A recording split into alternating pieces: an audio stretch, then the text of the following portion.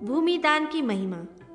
भगवान श्री कृष्ण कहते हैं, महाराज, अब मैं सभी पापों को दूर करने वाले भूमिदान की विधि बतला रहा हूँ। जो अग्निहोत्री, दरिद्र कुटुंबी तथा वैदिक ब्राह्मणों को दक्षिणा सहित भूमि का दान करता है, वो बहुत समय तक ऐश्वर्य का भोग कर अंत में दिव्य विमान में बैठकर विष्णु लोक को जाता है। जब तक उसके द्वारा प्रदत्त भूमि पर अंकुर उपजते रहते हैं, तब तक भूमिदाता विष्णु लोक में पूजित होता है। भूमिदान के अतिरिक्त और कोई भी दान विशिष्ट नहीं माना गया है। पुरुष ऋषभ अन्य दान कालक्रम से क्षीण हो जाता है, परंतु भूमिदान का पुण्य क्षीण नहीं होता। जो व्यक्ति सस्य संपन्न भूमि का दान करता है, वह जब तक भगवान सूर्य रहेंगे तब तक सूर्य लोक में वह पूजित होता रहेगा।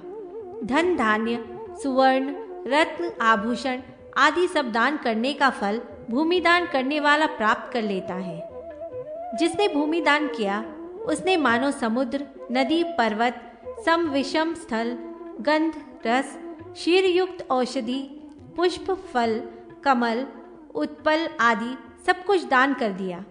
दक्षिणा से युक्त अग्निशोष्टम आदि यज्ञ करने से जो पुण्य प्राप्त होता है, वह पुण्य भूमिदान करने से प्राप्त हो जाता है। ब्राह्मणों को भूमिदान देकर पुनः उससे वापस नहीं लेना चाहिए। सस्य संपन्न भूमि का दान करने वाले व्यक्ति के पितर प्रलय पर्यंत संतुष्ट रहते हैं। अपनी आजीविका के निमित्त जो पाप पुरुष से होता है, वे सारे पाप गोचर मात्र भूमि के दान करने से दूर हो जाते हैं। 1000 स्वर्ण मुद्रा के दान से जो फल बतलाया गया है, वही फल गोचर्म प्रमाण में भूमि का दान देने से प्राप्त हो जाता है। नरोत्तम, हजारों कपिला गौओं के दान करने के समान पुण्य गोचर्म मात्र भूमि देने से प्राप्त होता है। सगर आदि अनेक राजाओं ने भूमि उपयोग किया है, परंतु अपने अपने आधिपत्य में जिसने भी भूमि का दान किया, सभी को उसका फल प्राप्त हुआ। यमदूत, मृत्युदंड, असिपत्र वन, वरुण के घोर पाश और रौरवादी अनेक नरक और उनकी दारुण यातनाएं भूमिदान करने वाले के समीप नहीं आती। चित्रगुप्त, मृत्यु, काल, यम आदि सब भूमिदाता की पूजा करते हैं। राजन, भगवान रुद्र, प्रजापति, इंद्रादि देवता और असुरगण भूमि का दान करने वाले की पूजा करते हैं। स्वयं मैं भी उसकी अतीव प्रसन्नता से पूजा करता हूँ। जिस भांति माता अपनी संतान का और गौ जैसे अपने वत्स का दूध आदि के द्वारा पालन करती है, उसी प्रकार रसमयी भूमि भी भूमि देने वाले की रक्षा और पालन पोषण करती है। जिस प्रकार जल के सेचने से बीज अंकुरित होते हैं, उसी प्रकार भूमिदान से सब मनोरथ अंकुरित होकर सफल सिद्ध होते हैं। जिस प्रकार सूर्य के उदय होते ही उनके प्रकाश से अंधकार दूर हो जाता है, उसी प्रकार भूमि के दान से सभी प्रकार के पाप दूर हो जाते हैं। भूमि को दान देकर वापस लेने वाले को यमदूत वारुण पाशों से बांधकर पूय तथा शोणित से भरे कुंडों में डालते हैं। अपने द्वारा दी गई अथवा दूसरे व्यक्ति के द्वारा दी गई भूमि का जो व्यक्ति अपहरण करता है, वह प्रलय पर्यंत नरकाग्नि में जलता रहता है। दान में प्राप्त भूमि के हरण हो जाने पर दुखित व्यक्ति के रोने कलपने से जितने अश्रु बिंदु गिरते हैं, उतने 1000 वर्ष तक भूमि का हरण करने वाला नरक में कष्ट भोगता है।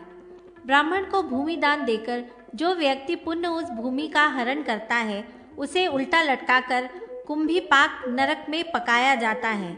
दिव्य 1000 वर्ष के बाद वह व्यक्ति कुंभीपाक से निकलकर इस भूमि पर जन्म लेता है और 7 जन्म तक अनेक प्रकार के कष्टों को भोगता रहता है। इसलिए भूमि का हरण नहीं करना चाहिए। भूदान की विधि। महाराज युधिष्ठिर ने पूछा, भगवान, भूमि का दान तो क्षत्रिय ही कर सकते हैं, क्योंकि क्षत्रिय भूमि का उपार्जन करने में, उसका दान करने में और उसके पालन करने में समर्थ होते हैं। और लोगों से न तो भूमि दान हो सकता है, न ही उसका पालन ही हो सकता है। अतः आप कोई ऐसा उपाय बताइए जो भूमि दान के समकक्ष हो। भगवान श्री कृष्ण ने कहा, महाराज, यदि भूमि का दान संभव न हो तो सुवर्ण के द्वारा भूमंडल की आकृति बनाकर और नदी पर्वतों को रेखांकित कर उसे ही दान कर देना चाहिए। इससे संपूर्ण पृथ्वी के दान का फल प्राप्त हो जाता है।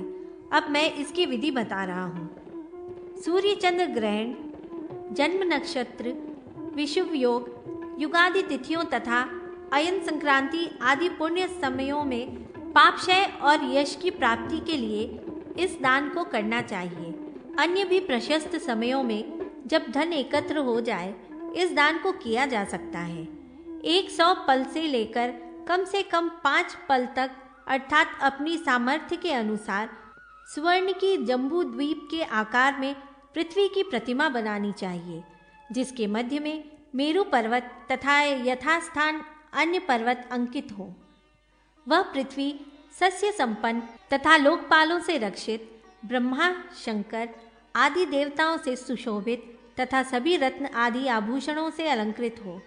22 हाथ लंबा चौड़ा तोरण युक्त 4 द्वारों वाला एक सुंदर मंडप बनाकर उसमें 4 हाथ की वेदी बनानी चाहिए।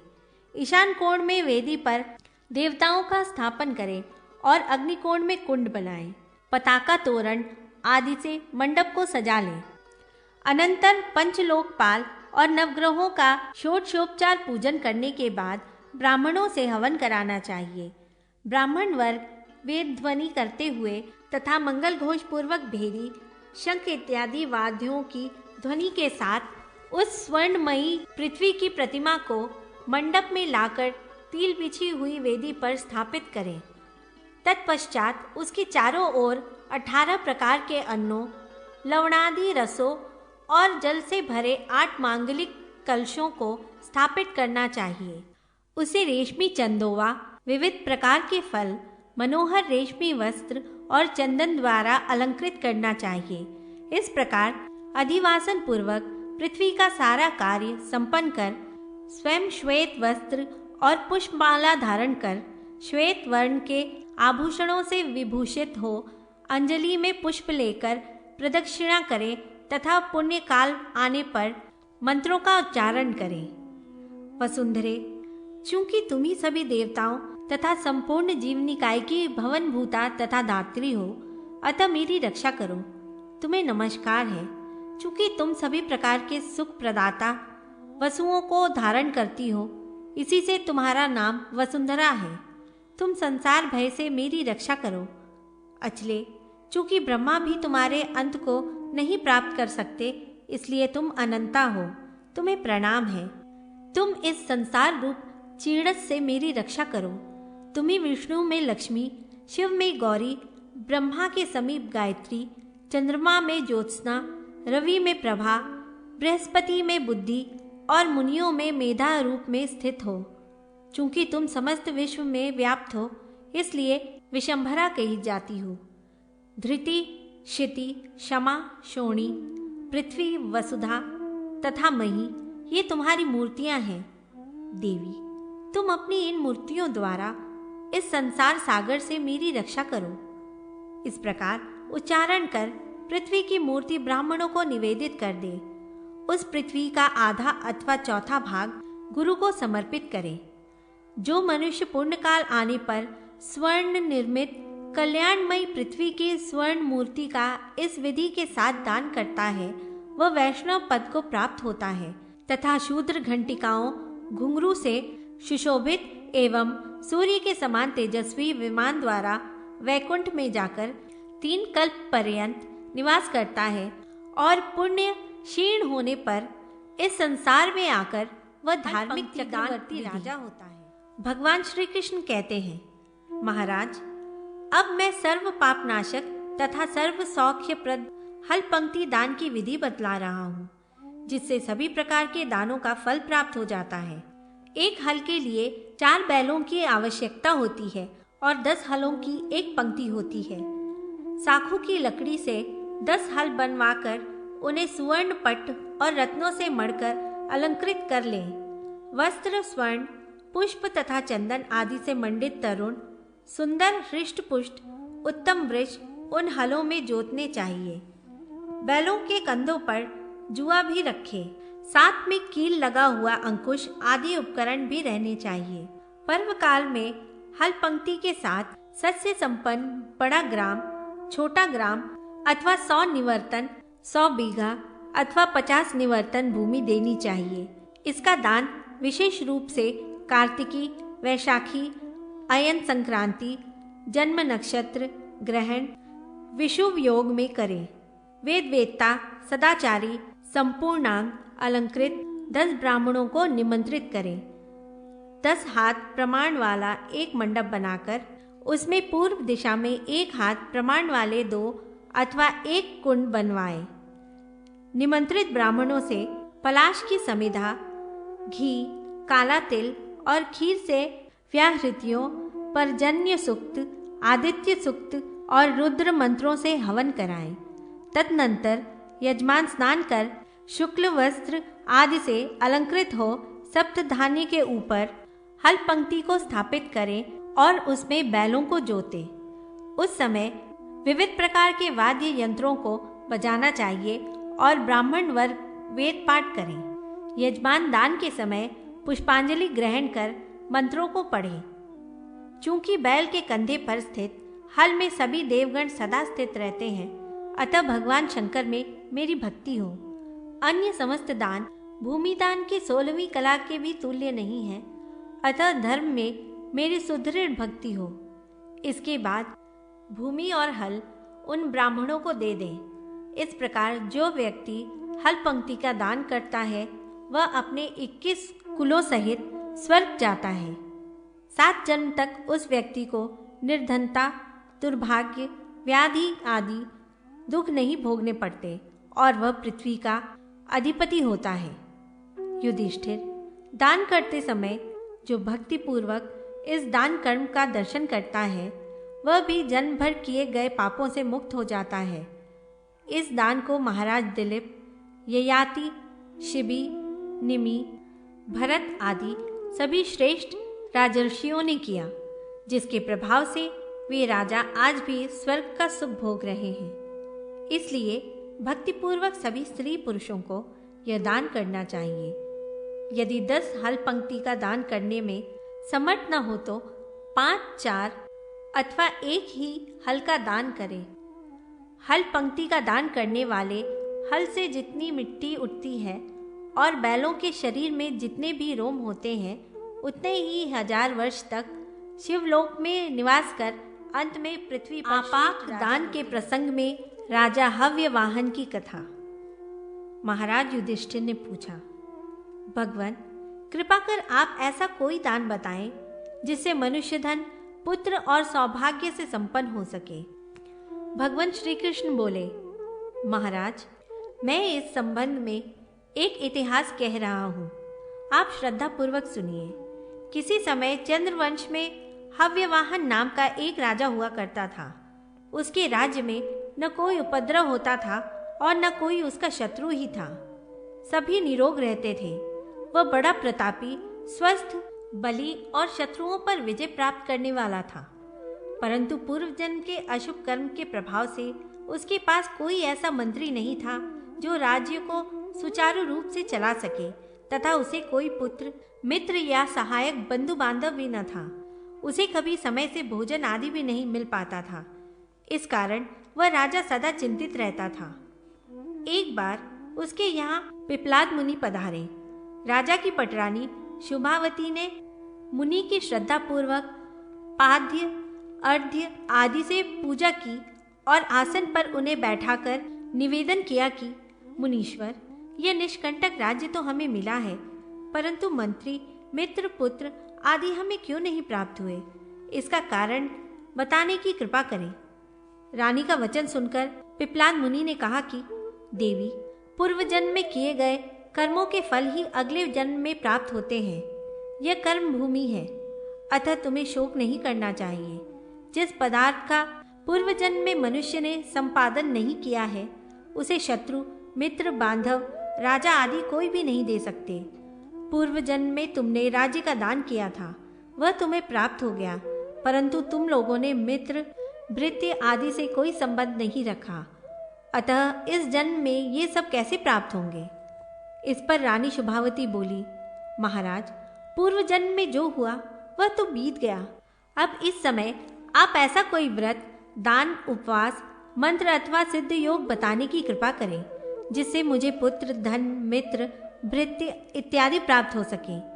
रानी का वचन सुनकर पिपलाद मुनि बोले, भद्रे, एक आपाक नाम का महादान है जो सभी संपत्तियों का प्रदायक है। श्रद्धा पूर्वक कोई भी आपाक का दान करता है तो उसे महान लाभ होता है, इसलिए तुम श्रद्धा से आपाक दान करो। मुनि के कथानुसार रानी शुभावती ने आपाक दान किया। फलतः उसे पुत्र, मित्र, धन और भृत्य प्राप्त हो गए। भगवान श्री कृष्ण ने पुनः कहा, महाराज, अब मैं उस आपाक दान की विधि बता रहा हूँ, आप श्रद्धा पूर्वक सुने। बुद्धिमान व्यक्ति को चाहिए कि ग्रह और तारा बल का विचार कर शुभ मुहूर्त में अगर चंदन, धूप, पुष्प, वस्त्र, आभूषण, नैवेद्य आदि से भार्गव कुम्हार का ऐसा सम्मान करे जिससे वह संतुष्ट हो और उससे निवेदन करे कि महाभाग, आप विश्वकर्मा स्वरूप हैं। आप मेरे लिए सुंदर छोटे बड़े मिट्टी के घड़े, स्थाली, कसोरे, कलश आदि पात्रों का निर्माण करें। भार्गव भी उन पात्रों को बनाए। तदनंतर विधिपूर्वक एक आवा भट्टी लगाएं। अनंतर उन 1000 मिट्टी के पात्रों को आवे में स्थापित कर सायंकाल के समय उसमें अग्नि प्रज्वलित करें और रात्रि को जागरण कर वाद्य, गीत, नृत्य आदि की व्यवस्था कर उत्सव मनाएं। सुप्रभात होते ही यजमान आवे की अग्नि को शांत कर पात्रों को बाहर निकाल ले। अनंतर स्नान कर श्वेत वस्त्र पहनकर उनमें से 16 पात्रों को सामने स्थापित करें। रक्त वस्त्र से उन्हें आच्छादित कर पुष्पमालाओं से उसका अर्चन करें और ब्राह्मणों द्वारा स्वस्ति वाचन आदि कराकर भार्गव का भी पूजन करें। ये पात्र माणिक्य, सोने, चांदी अथवा मिट्टी तक के हो सकते हैं। सौभाग्यवती स्त्रियों की पूजा कर भांडों की प्रदक्षिणा करनी चाहिए और इन मंत्रों को पढ़ते हुए उन पात्रों का दान करना चाहिए। आपाक, आवा, आप ब्रह्म स्वरूप हैं और ये सभी भांड प्राणी रूप हैं। आपके दान करने से मुझे प्रजाओं से पुष्टि प्राप्त हो, अक्षय स्वर्ग प्राप्त हो। मैंने जितने पात्र निर्माण कराए हैं, ये सभी सत्पात्र के रूप में मेरे समक्ष प्रस्तुत रहें। जिसकी इच्छा जिस पात्र को लेने की हो उसे वह स्वयं ही ले ले, रोके नहीं। इस विधि से जो पुरुष अथवा स्त्री इस आपाक दान को करते हैं उससे 3 जन्म तक विश्वकर्मा संतुष्ट रहते हैं और पुत्र, मित्र, भृत्य, घर आदि सभी पदार्थ मिल जाते हैं। जो स्त्री इस दान को भक्ति पूर्वक करती है वह सौभाग्यशाली पति के साथ पुत्र, पौत्र आदि सभी पदार्थों को प्राप्त कर लेती है और अंत में अपने पति सहित स्वर्ग को जाती है। नरेश्वर, ये आपाक दान भूमिदान के समान है। महाराज युधिष्ठिर ने कहा, भगवान, आप सभी शास्त्रों के मर्मज्ञ हैं, अतः आप गृह दान की विधि और महिमा बतलाने की कृपा करें। भगवान श्री कृष्ण बोले, महाराज, गार्हस्थ्य धर्म से बढ़कर कोई धर्म नहीं और असत्य से बढ़कर कोई पाप नहीं है। ब्राह्मण से बढ़कर कोई पूज्य नहीं और गृहदान से बढ़कर कोई दान नहीं है। धन, धान्य, स्त्री, पुत्र, हाथी, घोड़ा, गौ, भृत्य आदि से परिपूर्ण घर स्वर्ग से भी अधिक सुख देने वाला है। जिस प्रकार सभी प्राणी माता के आश्रय से जीवित रहते हैं, उसी प्रकार सभी आश्रम भी गृहस्थ आश्रम पर ही आधारित हैं। अपने घर रात्रि को पैर फैलाकर सोने में जो सुख है वह सुख स्वर्ग में भी नहीं। अपने घर में शाक का भोजन करना भी उत्तम सुख है। इसलिए महाराज, सुंदर घर बनवाकर ब्राह्मण को देना चाहिए। जो व्यक्ति शैव, वैष्णव, योगी, दीन, अनाथ, अभ्यागत आदि के लिए गृह धर्मशाला बनाते हैं, उस व्यक्ति को सभी व्रत और सभी प्रकार के दान करने का फल प्राप्त हो जाता है। पक्के ईंट से सुदृढ़, ऊंचा, शुभ्र वर्ण, जाली, झरोखा, स्तंभ, कपाट आदि से युक्त, जलाशय और पुष्प वाटिका से भूषित, उत्तम आंगन से सुशोभित सुंदर घर बनाना चाहिए। गृह कछुए की पीठ के समान ऊंचा एवं बारामदों से सुसज्जित होना चाहिए। उसे कई मंजिलों तथा गलियों आदि से समन्वित होना चाहिए। लोहा, सोना, चांदी, तांबा, लकड़ी, मृत्तिका आदि के पात्र, वस्त्र, चर्म, वल्कल, तृण, पाषाण, पात्र, रत्न, आभूषण, गाय, भैंस, घोड़ा, बैल, सभी प्रकार के धान्य, घी, तेल, गुड़, तिल, चावल, ईख, मूंग, गेहूं, सरसों, मटर, अरहर, चना, उड़द, नमक, खजूर, द्राक्षा, जीरा, धनिया, चूल्हा, चक्की, छलनी, उखनी, मूसल, सूप, हांडी, मथानी, झाड़ू तथा जलकुंभ आदि ये सब गृहस्थी के उपकरण हैं। इनको घर में स्थापित करने के बाद शुभ मुहूर्त में कुलीन एवं शील संपन्न वेद शास्त्रों के जानने वाले, गृहस्थ धर्म का पालन करने वाले जितेंद्रिय सपत्निक ब्राह्मणों को बुलाकर वस्त्र, गंध, आभूषण, पुष्पमाला आदि से उनका पूजन कर शांति कर्म के लिए उनको नियुक्त करना चाहिए। घर के आंगन में एक मेखला सहित कुंडल का निर्माण करवाना चाहिए। ब्राह्मणों द्वारा तुष्टि पुष्टि प्रदान करने वाला ग्रह याग करें। ब्राह्मण रक्षोघ्न सूक्त पढ़ने के बाद वास्तु पूजा कर सभी दिशाओं में भूत बलि दें। इसके बाद यजमान पुण्य पवित्र घोष के साथ ब्राह्मणों को दान के निमित्त बनाए गए उन घरों में प्रवेश कराएं और वहां शैयाओं पर उन सपत्निक ब्राह्मणों को बिठलाएं। जिस घर को पूर्व में ही जिस ब्राह्मण के लिए नियत किया गया है उसे इदम गृहम गृहाण, इस गृह को ग्रहण करें, ऐसा कहकर प्रदान करें। ब्राह्मण स्वस्ति कहें और कोदात इस मंत्र का पाठ करें। यदि सामर्थ्य हो तो एक एक घर ब्राह्मणों को दे अथवा एक ही घर बनाकर एक सत्पात्र ब्राह्मण को देना चाहिए। राजन, शीत, वायु और धूप से रक्षा करने वाली तृणमयी कुटी ब्राह्मणों को देने पर भी जब सभी कामनाओं की पूर्ति हो जाती है और स्वर्ग प्राप्त होता है तो फिर उत्तम घर दान देने के फल का वर्णन कहाँ तक किया जा सकता है। गाय, भूमि, स्वर्ण आदि के दान और अनेक प्रकार के यम नियमों का पालन गृहदान के 16वें भाग की भी बराबरी नहीं कर सकते। जो व्यक्ति सभी सामग्रियों सहित सुदृढ़ और सुंदर घर ब्राह्मणों को दान करता है वह शिवलोक को अन्न दान की महिमा के प्रसंग में राजा श्वेत और एक वैश्य की कथा। भगवान श्री कृष्ण कहते हैं, महाराज, किसी समय मुनियों ने अन्नदान का जो महात्म्य कहा था उसे मैं कह रहा हूँ, आप एकाग्रचित होकर सुने। अनग, आप अन्नदान करें जिससे तत्काल संतुष्टि प्राप्त होती है। वन में श्री रामचंद्र जी ने दुखी होकर लक्ष्मण से कहा था, लक्ष्मण, संपूर्ण पृथ्वी अन्न से परिपूर्ण है, फिर भी हम लोगों को अन्न नहीं मिल रहा है। इससे यही जान पड़ता है कि हम लोगों ने पूर्व जन्म में ब्राह्मणों को कभी अन्न का भोजन नहीं कराया। मनुष्य जिस कर्म रूपी बीज को बोता है, जैसा कर्म करता है, वह उसी का फल पाता है। संसार में यह ठीक ही कहा जाता है कि बिना दिए कुछ नहीं मिलता। भोजन योग्य जिस अन्न का दान किया जाता है वह अन्नदान परम श्रेयस्कर है। भारत, भोज्य पदार्थों में बहुत से पदार्थ हैं, किंतु अन्नदान का दान सब दानों से श्रेष्ठ है। सत्य से बढ़कर कोई पुण्य नहीं, संतोष से बड़ा कोई सुख नहीं और अन्नदान से बढ़कर कोई दान नहीं है। स्नान, अनुलेपन और वस्त्रालंकारों से मनुष्यों को वैसी तृप्ति नहीं होती जैसी भोजन से होती है। इस विषय में एक इतिहास है। राजन, बहुत पहले एक श्वेत नामक चक्रवर्ती राजा हुआ करते हैं। उन्होंने अनेक यज्ञ किए और अनेक युद्ध में विजय प्राप्त की, अनेक प्रकार के दान दिए और धर्मपूर्वक राज्य पर शासन किया। राजा ने अनेक प्रकार के उत्तम भोग भोग कर अंत में राज्य का परित्याग कर वन में जाकर तपस्या की। अंत में वे दिव्य विमान में आरूढ़ होकर स्वर्ग गए। वहाँ विद्याधर, किन्नर आदि के साथ विहार करने लगे। अप्सराएं उनकी सेवा में रहती थीं। गंधर्व उन्हें गीत सुनाकर रिझाते थे। इंद्र भी उनका बड़ा सम्मान करते थे।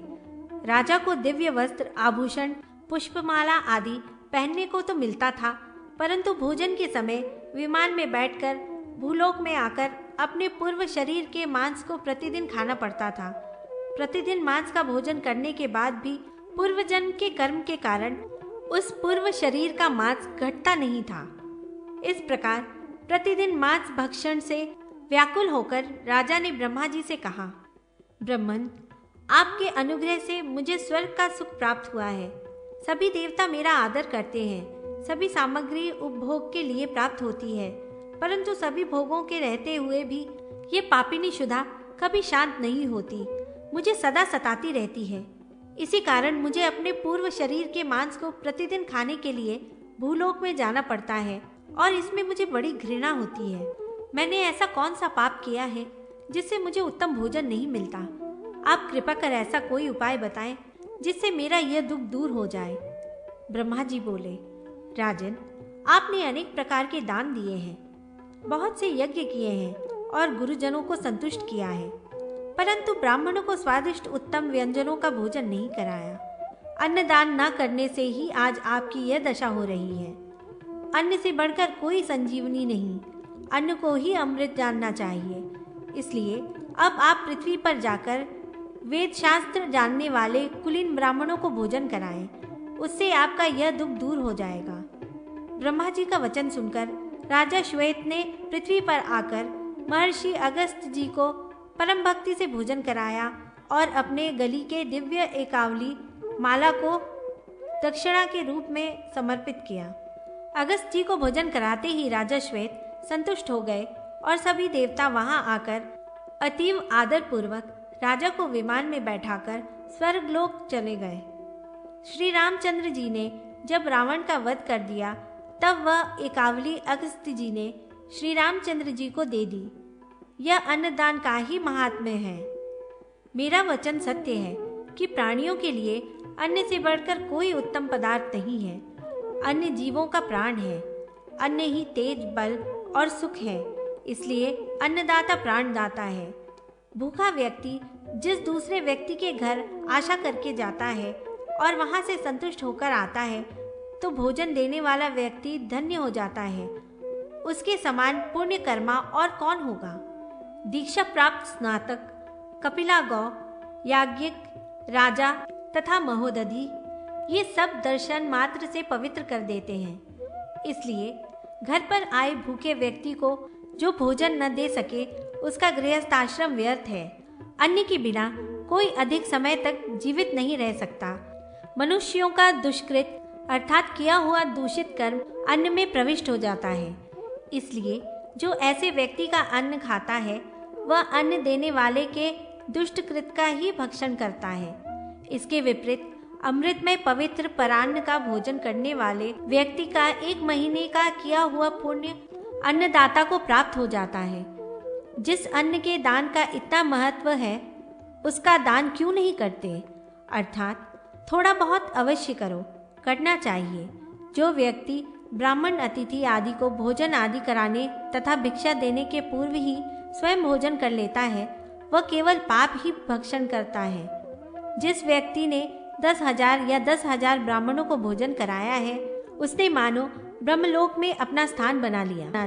प्राचीन काल में वाराणसी में देवता और ब्राह्मणों का पूजक धनेश्वर नामक एक वैश्य रहता था। उसकी दुकान में एक स्थान पर एक सर्पिणी ने अंडा दिया और वह उस अंडे को छोड़कर कहीं अन्यत्र चली गई। वैश्य ने अंडे को देखा और उस पर दया कर उसकी रक्षा करने लगा। कुछ समय बाद अंडे को फोड़कर कृष्ण सर्प का बच्चा बाहर निकला। उस सर्प के बच्चे को वैश्य प्रतिदिन दूध पिलाता था। वह सर्प भी वैश्य के पैरों पर लौटता, उसके अंग को चाटता और पूरे घर में निर्भय हो घूमता रहता। वैश्य भी भली भांति सर्प की रक्षा करता। थोड़े ही समय में वह भयंकर सर्प हो गया। किसी समय की बात है, वह धनेश्वर गंगा स्नान करने के लिए गया था और उसका पुत्र दुकान पर बैठकर सामान बेच रहा था। उसी समय वह सर्प उस लड़के के पैरों के बीच से निकला, जिससे वह लड़का डर गया और उसने सर्प को डंडे से मारा। चोट लगते ही सर्प उछलकर वैश्य पुत्र के सिर पर बैठ गया और क्रोधित होकर कहने लगा, मूर्ख, मैं तुम्हारे पिताजी की शरण में हूँ और तुम्हारे पिता ने ही मेरा पालन पोषण किया है, इसलिए मैं तुम्हारा भी भला ही चाहता था, परंतु तुमने मुझे अकारण ही प्रताड़ित किया है, इसलिए अब मैं तुम्हें जीवित नहीं छोड़ूंगा। सर्प के इस प्रकार कहने के साथ ही वैश्य के घर में दुखी हो सब रोने लगे। उसी समय अच्युत, गोविंद, अनंत आदि भगवान के पवित्र नामों का उच्चारण करता हुआ स्नान कर वह धनेश्वर भी घर आ गया। पुत्र की वैसी स्थिति देखकर उसने सर्प से कहा, पन्नग, तुम मेरे पुत्र के मस्तक पर फंड फैलाए क्यों बैठे हो? ये ठीक ही कहा गया है कि मूर्ख मित्र और हीन जाति में उत्पन्न प्राणी के साथ संबंध करना अपने हाथ से जलता हुआ अंगारा उठाना है। वाणिक की बात सुनकर सांप ने कहा, धनेश्वर, तुम्हारे पुत्र ने मुझे निरपराध ही मारा है, इसलिए मैं इसका प्राण ले रहा हूँ, जिससे अन्य कोई भी व्यक्ति ऐसा काम न करे। यह सुनकर धनेश्वर ने कहा, सर्प, जो उपकार, भक्ति तथा स्नेह आदि को भूलकर अपने रास्ते से भटक जाए, अर्थात अपने कर्तव्य मार्ग को छोड़ दे, उसे कौन रोक सकता है? परंतु क्षण मात्र तुम इस बालक को छोड़ दो, दंश न करो, जिससे मैं ब्राह्मणों को भोजन कराकर अपना और्ध्वदैहिक कर्म अपने हाथ से कर सकूं, क्योंकि बाद में मेरे पास कोई पुत्र नहीं रहेगा। सर्प ने इस बात को स्वीकार कर लिया। तदनंतर वैश्य ने वेद वेत्ता और जितेंद्रिय 1000 ब्राह्मणों तथा सन्यासियों आदि को घी पायस सहित मधुर स्वादिष्ट भोजन कराया। भोजन से संतुष्ट हो ब्राह्मणों ने प्रसन्न होकर कहा, वाणिक्य पुत्र, ब्राह्मणों की आज्ञा से तुम चिरंजीवी हो, तुम्हारे सभी शत्रु नष्ट हो जाएं और तुम्हारा मनोरथ सिद्ध हो जाए।